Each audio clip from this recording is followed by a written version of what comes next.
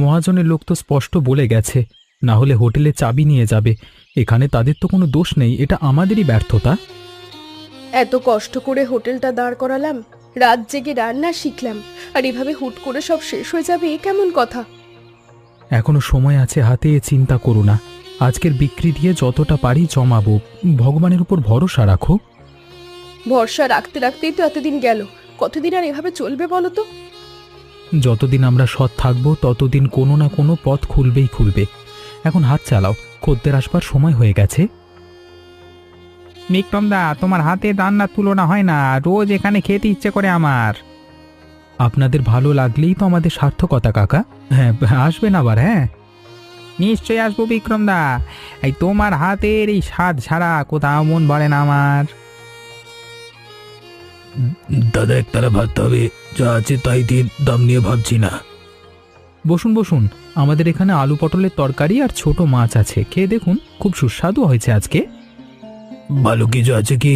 মানে একটু দামি পদ কিছু? না বাবু, আমাদের এখানে অত দামি খাবার হয় না, যেটুকু আছে তাতেই মানুষের পেট ভরে, মনও ভরে।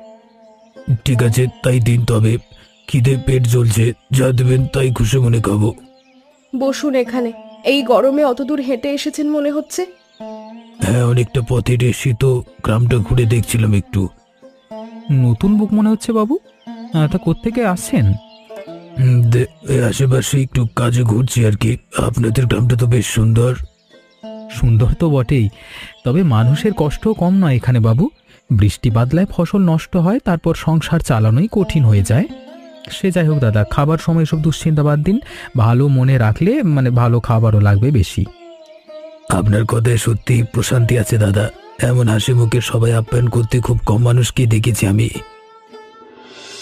চালটা আজ রাতেই শেষ হয়ে যাবে দেখছি, কাল সকালের বাজার করার টাকাও নেই হাতে। আজকের বিক্রিটা একটু ভালো হোক, তারপর দেখা যাবে। এখনই এত ভেবো না। তুমি সবাইকে এমন করে বিনা পয়সায় খাওয়ালে ব্যবসাটা চলবে কি করে বলো তো? অভাবী মানুষকে ফিরিয়ে দিতে আমার হাত কাঁপে কমলা। বাবা বলতেন, খাবার নিয়ে কখনো ব্যবসা করো না, মানুষের সেবা করো, টাকা আপনিই আসবে। বাবার কথা আমিও শুনেছি, কিন্তু আজকালকার দিনে শুধু মন দিয়ে চললে পেট ভরে না। ওপরওয়ালা দেখবেন কমলা, ঠিক ব্যবস্থা হয়ে যাবে। এতদিন তো তাই হয়ে এসেছে। তোমার এই ভরসাটাই দেখলে না মাঝে মাঝে সাহস পাই জানো, না হলে এত চিন্তার মধ্যে হয়তো ভেঙেই পড়তাম। এই কথাটা আমি তোমাকে কখনো আগে বলিনি। ভেঙে পড়লে চলবে কেন কমলা? আমরা দুজন একসাথে আছি বলেই তো এত দূর আসতে পেরেছি।